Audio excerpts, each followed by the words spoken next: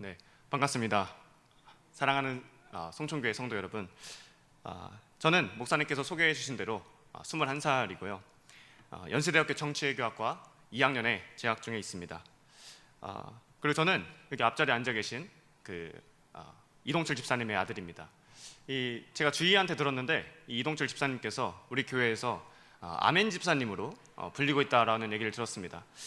근데 제가 다니는 교회는 파남 장로교회입니다. 저기 파남동에 있는데 제가 공교롭게도 그 교회에서 별명이 아멘 청년입니다. 네, 그래서 제가 생각하기에 그 애비의 그 아들이다 뭐 이런 생각을 했는데요. 그래서 제가 앞으로 내가 아들을 낳으면 내 아들 이름을 이 아멘으로 지을까 뭐 이런 생각도 해봤습니다.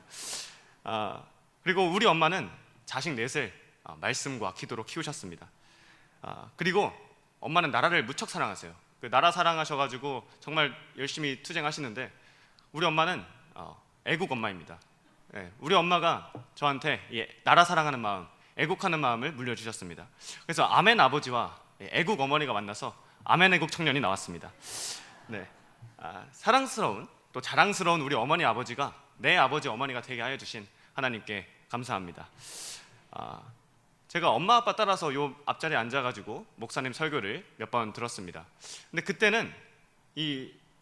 제가 목사님 나이가 60대 중반이라는 걸 알고 있었는데 사실 이 아래에 앉아 있을 때는 참 50대 같아 보이신다 이런 생각을 했어요. 근데 어떻게 저렇게 젊어 보이실까 이제 생각을 했는데 이 자리에 나와 보니까 그 이유를 알 것 같습니다. 여기 앉아 계신 여러분들의 그 얼굴이 너무 반짝반짝거리고 저한테 용기와 도전을 주어서 이 목사님이 이렇게 젊음을 유지하고 계시는 것 같습니다. 그래서 아마 저도 지금 21살인데 오늘 설교 끝나고 돌아가면 아마 10대로 돌아가 있지 않을까 뭐 이런 생각도 하고 있습니다. 네, 그리고 제가 목사님이 이 자리에 저를 세워주셨는데 제 생각에 아마 전례가 없는 일이 아닐까 이런 생각을 해봤어요. 이렇게 어리고 부족한 저를 이렇게 세워주신 걸 보면서 목사님께서는 정말 진보적인 분이시다 이런 생각을 했습니다. 그리고 그래서 제가 목사님의 어떤 성향을 말했을 때 진보 보수 우파다 이렇게 생각을 했어요.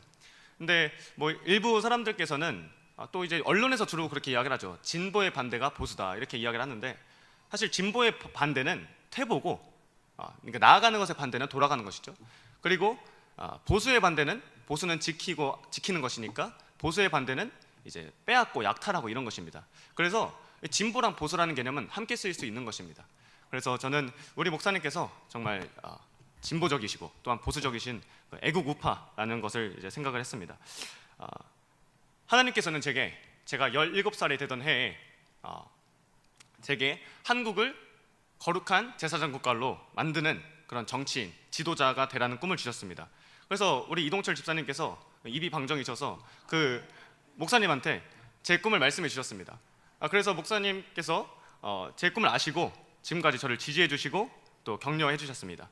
그리고 대학에 올라가면서 저의 그 어떤 정치적인 길, 단체들도 소개시켜 주시고 제 앞길을 열어주셨습니다. 정말 목사님께서는 인재 양성에 진심이신 것 같아요. 그래서 정말 감사드립니다. 그리고 또 이 강단 자리를 어리고 또 미성숙한 저에게 허락하여 주심에 정말 감사합니다. 저는 오늘 여러분과 꿈을 주시는 하나님이라는 주제를 가지고 이야기해 보고자 합니다. 하나님께서 우리 민족에게 어떠한 꿈을 주셨으며 또한 이 시대를 살아가는 우리는 어떠한 꿈을 가지고 살아가야 하는지 이야기하도록 하겠습니다. 원래는 간증을 하려고 했는데 사실 아직 제가 뭐가 된 게 아니잖아요. 그래서 나를 드러내기보다는 하나님의 역사, 하나님께서 이 민족을 얼마나 사랑하셨는지 그것을 말하는 것이 더 좋겠다고 판단하여서 주제를 살짝 바꿨습니다. 이 독립협회 1896년에 세워진 민족 계몽 단체입니다. 이 단체에 제가 사람들을 보면서 젊고 그리고 그러니까 당시 참여했을 때 2030 세대이고 그리고 유명한 사람들, 제가 그 사람들의 이름을 쫙 뽑아봤습니다. 그래서 그 사람들이 몇 살에 독립협회에 합류했는지 한번 따져봤습니다. 서재필 32살, 윤치호 31살, 이승만 21살, 남궁옥 33살, 안창호 18살, 이승훈 32살, 김규식 16살, 주시경 20살. 여기서 아마 한 70-80% 정도는 다 이름을 들어보셨을 것 같아요.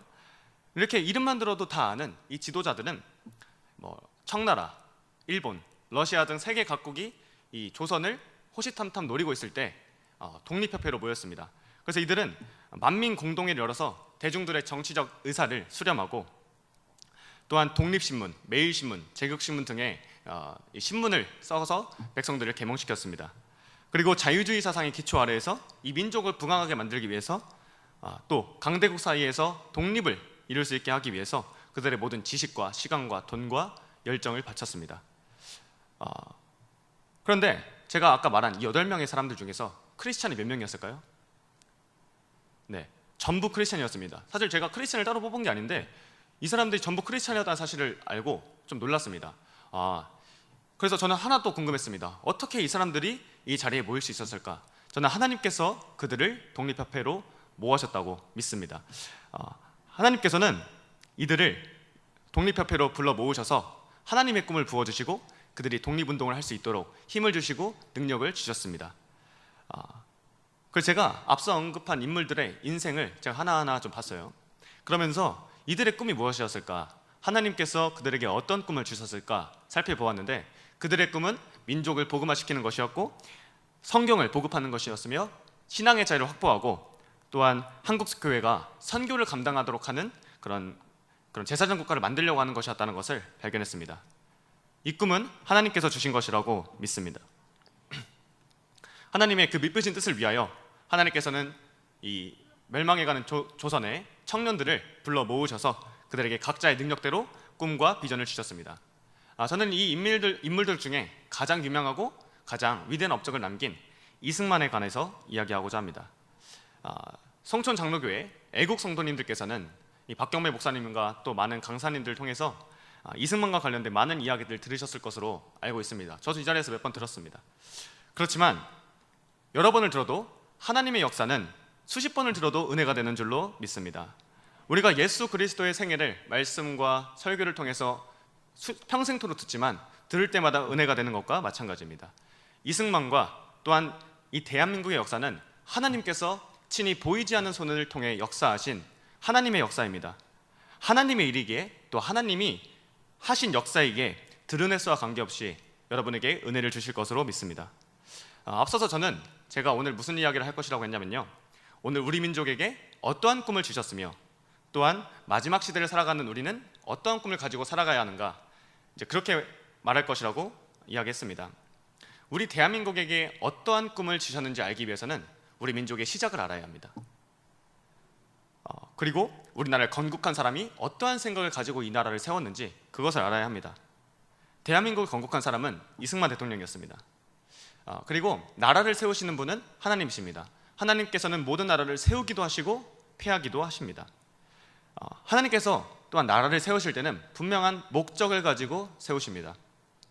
그리고 하나님께서는 그 목적을 사람을 통해 일하십니다. 그래서 저는 하나님이 세우셨던 건국 지도자 대통령 이승만이 어떠한 꿈을 꾸었는지, 그의 책에 어떻게 그의 꿈이 드러났는지 말하면서 이 민족의 사명, 하나님께서 이 민족에게 주신 꿈, 이제 그것에 대해서 이야기하겠습니다. 이승만은 타고난 천재였습니다. 이 타고난 천재였던 이승만은 독립협회 활동을 하면서 1899년 고종의 폐위 음모에 가담하였다는 이유로 1904년 8월 9일까지 한성 감옥에 수감됩니다. 그래서 약 5년의 시간 동안 이승만은 그곳에서 엄청난 고난의 시기를 보냅니다. 그러나 이 고난의 시기는 찬란한 고난의 시기였습니다. 이 고난의 시기를 통해서 하나님께서 이승만에게 복음을 주셨고 또한 그 안에서 많은 사람들을 전도하게 하면서 민족의 지도자들을 그곳에서 세워냈습니다. 그리고 이 한성 감옥에 갇힌 역사는 우리 민족의 운명과 이승만의 운명을 송두리째 바꾸는 사건이 됩니다. 당시 이승만은 고종의 폐위 음모에 가담하였다는 이유로 사형수로 전락되었는데 당시에 이승만과 최정식이라는 사람이 같이 갇혔습니다. 그런데 이 주시경이 한글을 잘 발전시킨 주시경 선생님이 그 이승만과 최정식에게 몰래 총을 건네줍니다. 그래서 이 총을 건네줘가지고 이승만이 탈옥을 시도해요. 근데 최정식이라는 인물은 탈출하다가 간수한테 총을 쐈는데 간수가 맞았습니다. 근데 이승만이 가지고 있던 총은 쐈는데 총이 나가지가 않았어요. 그래서 총을 쐈던 최정식은 바로 사형에 당했고 둘은 결국에 잡혔습니다. 그리고 이승만은 사형을 당하지 않고 일단은 사형수 신분으로 감옥에서 갇혀 있었습니다. 그래서 이승만은 사형수가 되어서 낮에는 가만히 앉아가지고 벌레한테 물어뜯기고 밤에는 정말 가혹한 고문을 받았습니다.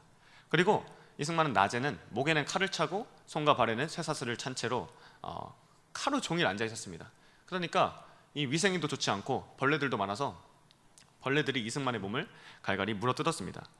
이렇게 저라면 이곳에서 미쳐버렸을 것 같습니다. 그런데 이승만은 이곳에서 미치지 않고 참으로 감사하게도 한 책이 떠오릅니다. 그 책은 바로 성경책이었습니다. 하나님께서 이승만의 마음에 하나님을 알고자 하는 마음을 불어 넣어준 것입니다. 그런데 이승만은 감옥에 갇히기 전에 성경에 있는 이야기가 나와는 전혀 상관이 없는 이야기라고 생각을 했습니다. 1900여 년 전에 죽은 예수가 지금 나와 어떤 관련이 있는지 도저히 이해가 되지 않았기 때문입니다. 그런데 이 고난 중에 하나님께서 이승만의 마음에 하나님을 알고자 하는 마음을 주십니다. 그래서 이승만은 성경을 읽습니다. 에비슨 선교사에게 성경을 성경을 넣어달라고 부탁을 해서 성경을 읽습니다. 그래서 손과 발이 묶여 있었지만 옆에 있는 죄수한테 성경을 좀 넘겨주십시오 해가지고 성경을 천천히 읽기 시작합니다. 그때 성령이 이승만의 마음을 움직이며 역사하기 시작합니다. 하나님의 말씀은 살아있고 또한 운동력이 있는 줄로 믿습니다. 하나님의 말씀은 살았고 운동력이 있어 좌우의 날선 어떤 검보다도 예리하며 혼과 영과 및 관절과 골수를 찔러 쪼개기까지 하며 또 마음의 생각과 뜻을 감찰하나니 그래서 이 살아있는 말씀은 이승만의 낮아지고 약해진 혼과 영혼을 예리하게 찔러 쪼개기 시작합니다. 이승만은 자서전에서 이렇게 고백했습니다. 성경의 66권의 모든 말씀이 은혜였고 위로였고 감동이었지만 십자가 고난당하신 예수를 생각할 때 내 마음이 이상하게 뜨거워졌다. 매일 밤마다 고문당하는 이승만이 또 고통을 당하는 이승만이 십자가에 달려서 가시면류관 지시고 고난을 당하시는 예수 그리스도를 바라봅니다. 또한 예수 그리스도께서는 채찍을 정말 많이 맞으셨죠. 이때 이승만은 생각합니다. 이분이라면 나의 고통, 나의 아픔 알아주시겠구나. 그리고 또한 이승만은 참으로 억울한 사람이었습니다. 이승만의 죄라고 한다면 나라를 사랑하고 민주주의를 외친 죄밖에 없었어요. 그런데 이승만은 한순간에 사형수가 되어서 젊고 파란만장한 시의 생을 마감할 위기에 처해 있었습니다. 예수 그리스도도 마찬가지입니다. 하나님의 아들이 이 땅에 내려오셔서 자기가 만든 피조물에게 뺨을 맞으시고 침 맞으시고 그리고 죄 하나 없으신 하나님의 아들이 십자가에 달려 돌아가셨습니다. 이승만은 이때 또 생각합니다. 이분이라면 나의 억울함 알아주시겠구나. 그리고 십자가에 달려서 죽으시고 3일 만에 다시 부활하신 예수를 보는데 그때 성령이 역사하고 이승만은 깨닫습니다. 이 예수는 살아계시는 분이시구나.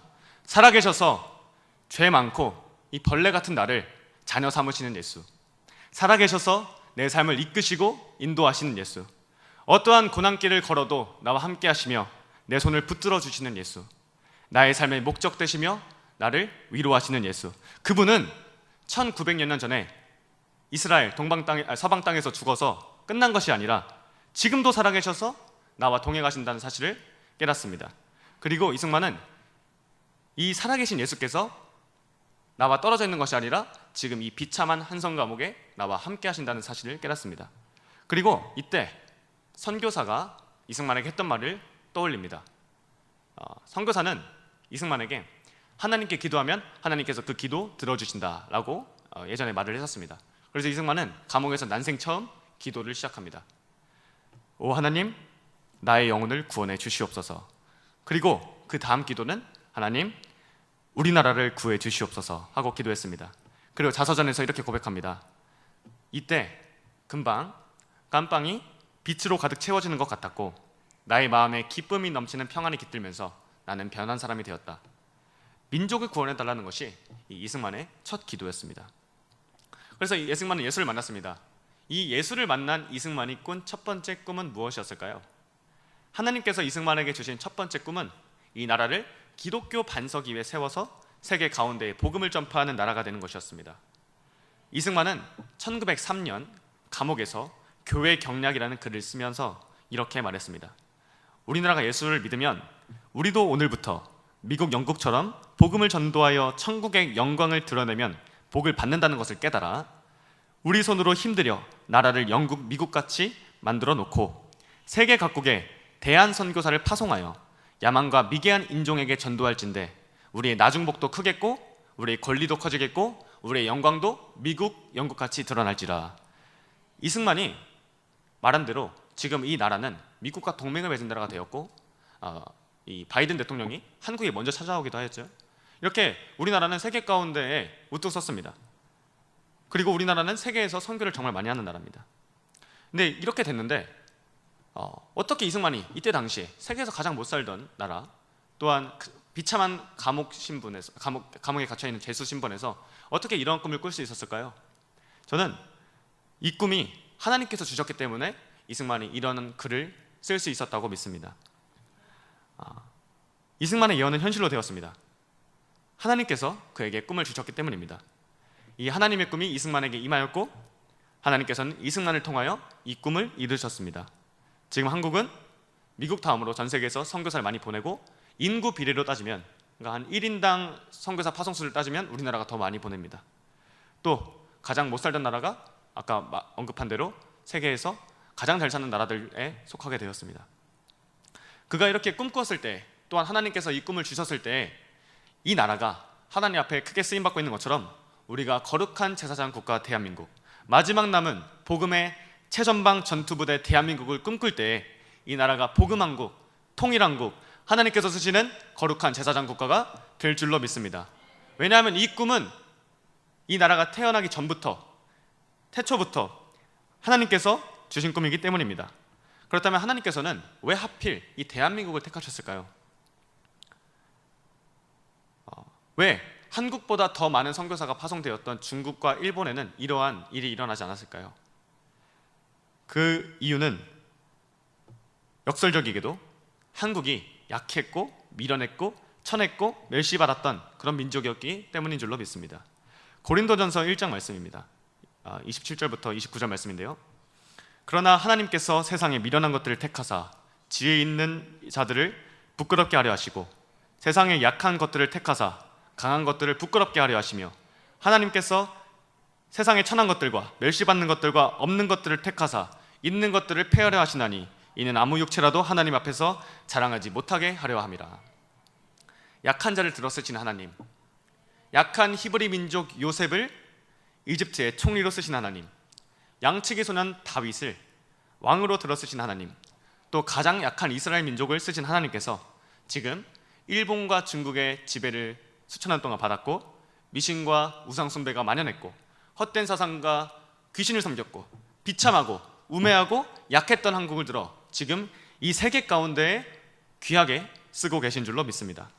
하나님께서는 지금 한국을 택하셔서 쓰고 계십니다. 하나님께서 이 민족을 택하셨다는 또 다른 근거는 믿는 자들에게 주시는 고난입니다. 하나님께서는 이 민족을 들어쓰시기 위해서 믿는 자들에게 많은 고난을 주셨습니다. 하나님께서는 이 예수 복음, 이 빛 대신 예수의 복음이 이 땅에 들어오고도 계속해서 고난을 주셨습니다. 일제강점기와 또 6.25 전쟁에서 교회는 엄청난 핍박을 받았습니다. 그러나 하나님께서 이 한반도 땅에 고난을 주시면 우리 민족을 하나님께서 사랑하시며 우리를 향한 하나님의 뜻이 있기 때문이라고 믿습니다. 이승만은 미국에서 1913년 한국교회 핍박이라는 글을 씁니다. 당시 일본은 한국 기독교를 정말 못살게 굴었습니다. 이때 이승만은 한국에 있는 기독교인들에게는 희망을 주고 미국이나 또 세계 각국에 있는 기독교인들에게는 일본의 만행과 이런 것을 알리기 위해서 이 책을 썼습니다. 당시 한국에서는 엄청난 성령의 바람이 불어 닥쳤습니다. 1913년 이때 당시 기독교가 들어온 지 30년도 채 되지 않아서 한국 교회에는 교인 숫자가 37만 명이 넘었다고 합니다. 그리고 이 교인은 이 1880년대 후반부터 급속도로 성장한 것이 아니라 1907년 평양 대붕 이후에 급속도로 성장하였습니다. 이렇게 단기간에 크게 발전된 교회는 이 세계에서도 전례가 거의 없는 일이었습니다. 그리고 이러니까 당시 한국의 부흥은 전 세계에서 화제거리였습니다. 당시 한국에서 벌어진 이 위대한 부흥의 역사가 선교사들을 통해서 글과 신문 또 라디오 이런 것으로 세계 미국 각국에 전해졌는데 당시 한 미국인은 한국에서 예배를 드리고 이렇게 이야기를 했습니다.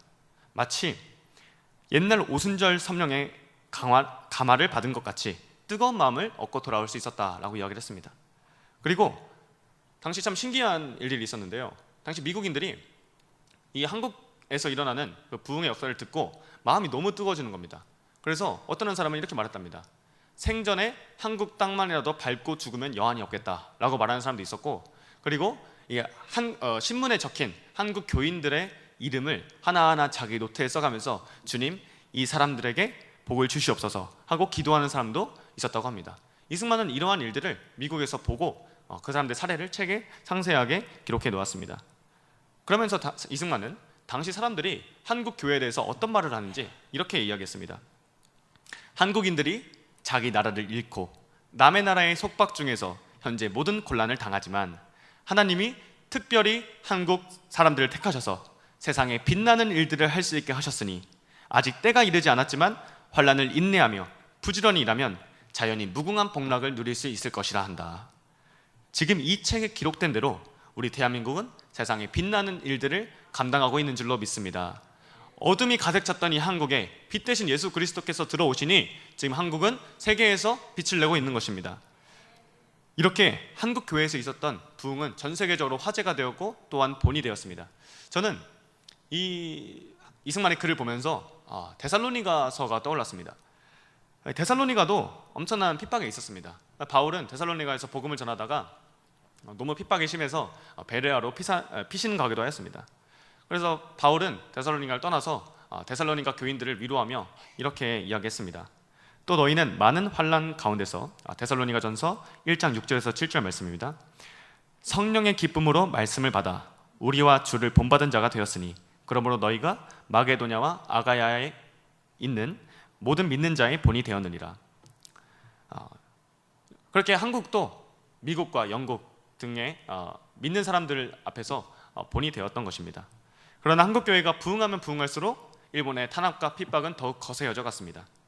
당시 있었던 백오인 사건, 1911년에 있었던 백오인 사건은 일제가 기독교를 탄압했던 대표적인 사례였습니다. 그러나 이승만은 고난은 절대 한국교회를 약하게 할 수 없음을 알았습니다. 도리어 이 고난은 교회를 더욱 공고하게 할 것이라고 믿었습니다. 이승만은 한국교회가 당한 고난에 대해서 이렇게 말했습니다.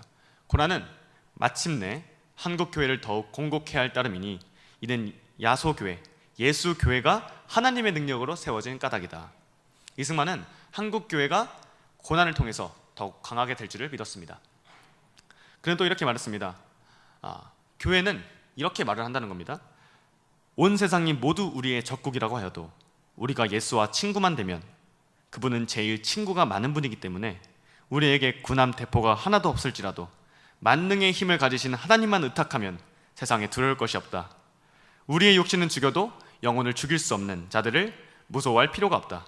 우리는 아무것도 할 수 없지만 하나님의 도를 전하는 것은 세상에서 감히 막을 사람이 없다. 이런 여러 가지 말씀이 사람들의 마음에 새겨지기 때문에 스스로 끝없는 능력이 생기는 것이다. 이 말씀은 방금 지어진 말이 아니라, 이 방금이라는 것은 당시 1900년대를 이야기하겠죠. 방금 지어진 말이 아니라 1900년 전에 예수가 모든 고초와 고난을 겪으며 하신 말씀들이다. 이후 사도들이 무수한 핍박과 형벌을 당하면서 전한 진리인 까닭에 성경책을 보고 믿는 사람들의 마음 중심에 스스로 이런 굳센 의지와 담력이 생기고 태산 같은 능력이 금할 수 없이 솟아나는 것이다. 그러므로 당시 로마 제국의 세력으로도 능히 이를 억제하지 못했고 유럽 각국의 제왕들이 모두 복종하게 된 것이다.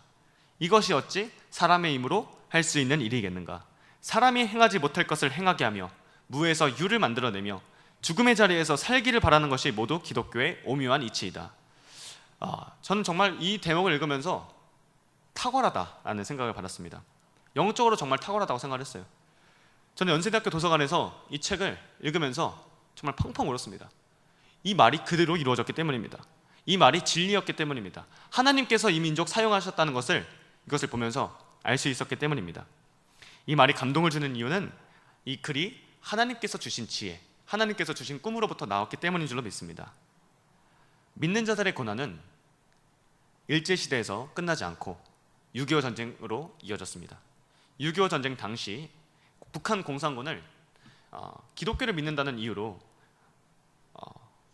184명의 무교한 교인들을 죽였습니다. 손양원 목사님의 사례 우리 잘 알고 있죠. 또한 평양에 있는 교회를 김일성은 매우 핍박하고 탄압하였습니다. 지금 북한의 교회를 보십시오. 지금 북한 수용소에서 기독교를 믿는다는 이유로 잡혀 들어간 사람들이 5만에서 7만이 된다고 합니다.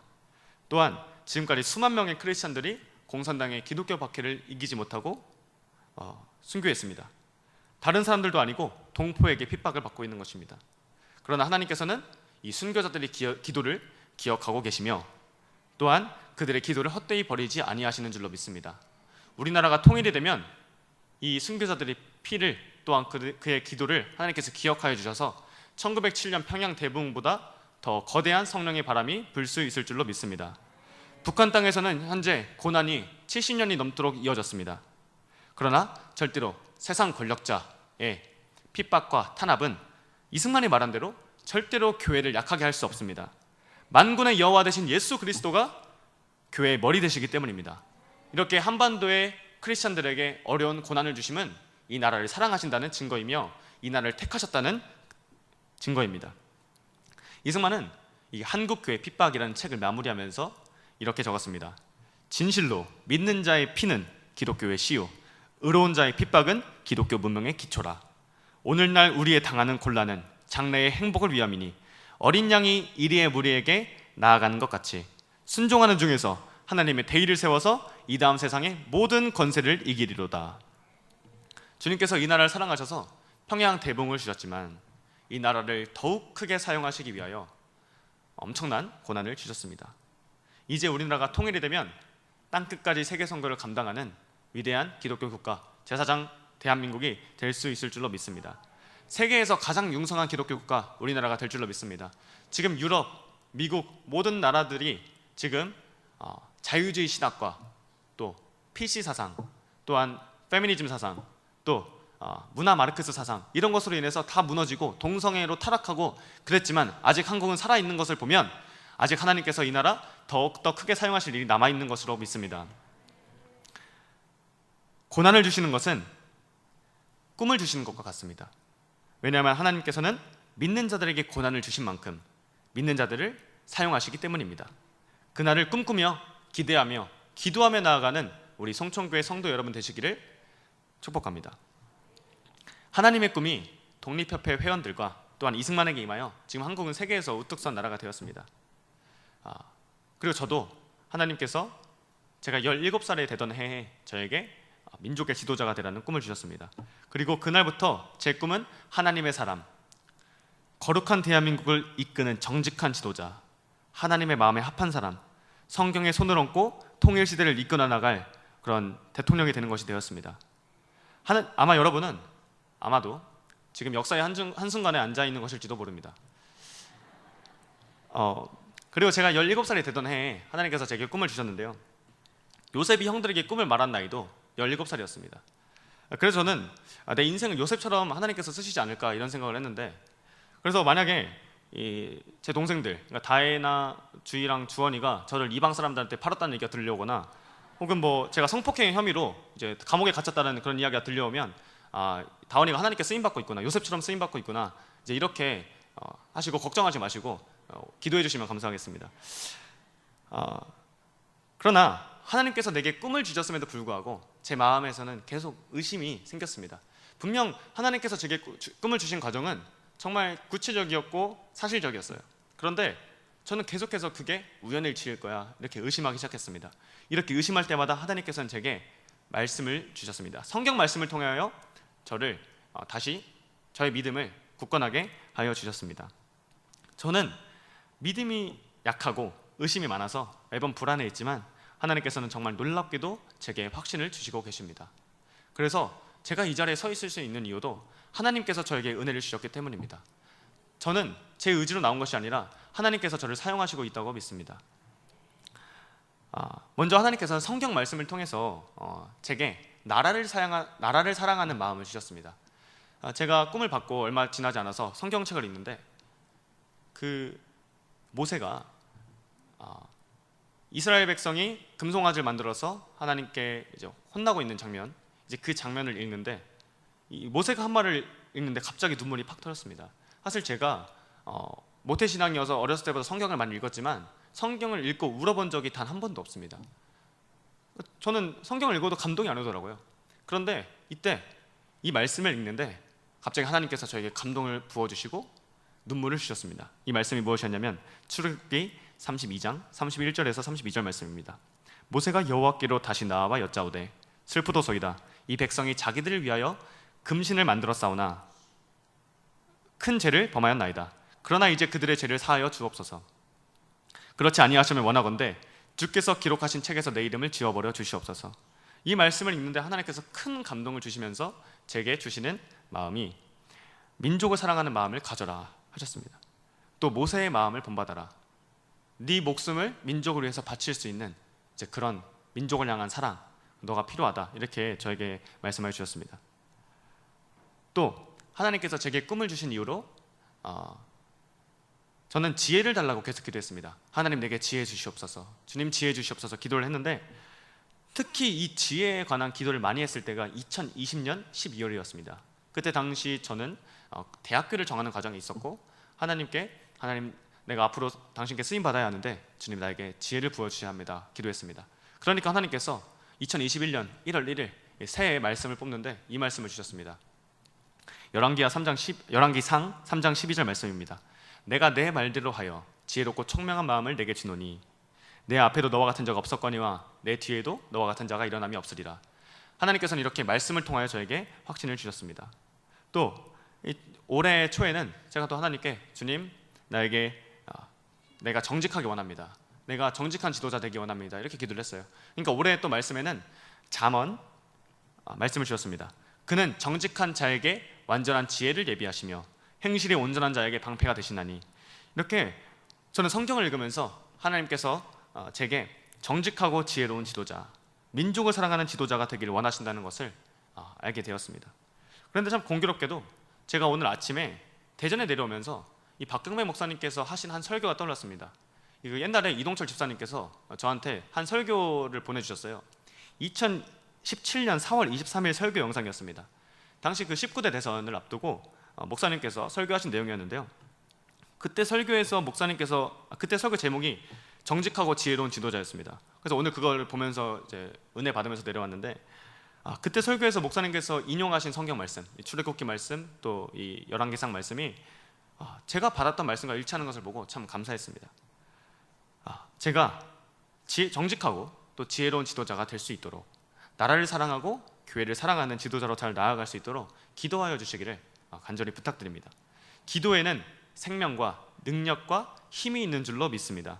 우리가 꿈꾸며 기도할 때 하나님께서 이 나라를 어떻게 사용하실지 꿈꾸면서 기도할 때 역사가 일어날 줄로 믿습니다. 지금 하나님의 꿈을 품은 청년들이 일어나야 할 때인 줄로 믿습니다. 지금 대한민국은 거대한 위협 앞에 직면해 있습니다.